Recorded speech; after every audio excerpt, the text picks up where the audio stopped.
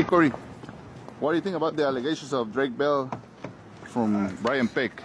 I believe every word of it. We talked about Brian Peck in my movie.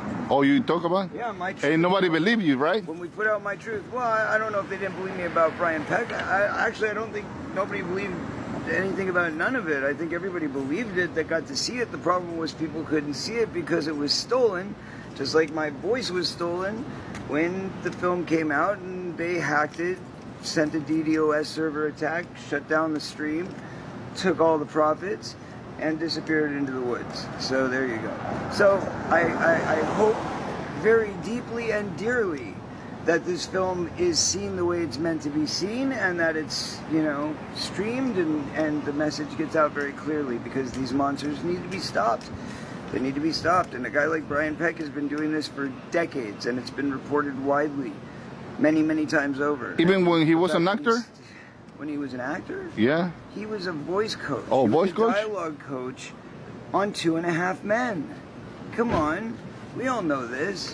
Mm-hmm. Yeah, and after he was, this was all reported in my film, by the way, but after he was convicted for his crimes, he was told he could not be anywhere around children, and somehow he was given a job.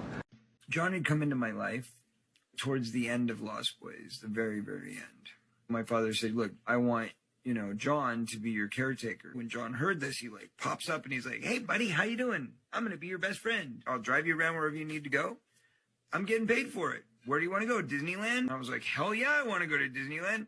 Let's go. He would also take me out to nightclubs. These places at 15 years old that a normal 15-year-old shouldn't be getting into. But that's why I thought he was great. He'd come back to the apartment with me and we'd hang out and we'd smoke joints together, and he was really funny and he had a great personality and he just seemed like one of the guys. And so one day he goes, look at this. See that suitcase right there? I said, yeah. He goes, what do you think's in it? And he's like, dude, those are Quaaludes. Those are 747s, lemons. They're like the bomb, man. That's what everybody wants. They don't even make them anymore. Quaaludes did me in. And the more, and you know, I'd just taken the Quaaludes, so the more kind of it's taking effect, the more I'm getting like really out of it, and he can see that I'm pretty out of it. So at a certain point, he puts his hand on my leg, like here. And I'm kind of like, that's weird, a little awkward, but I won't say anything. And he's like, is this okay? And I said, sure, I guess. And then before I knew it, he was moving that hand up my leg into my groin area. And I was like, oh, this is how this happens. And the only thought that went through my mind was, this is what Corey did. Maybe he's right. Maybe this is what all the boys do.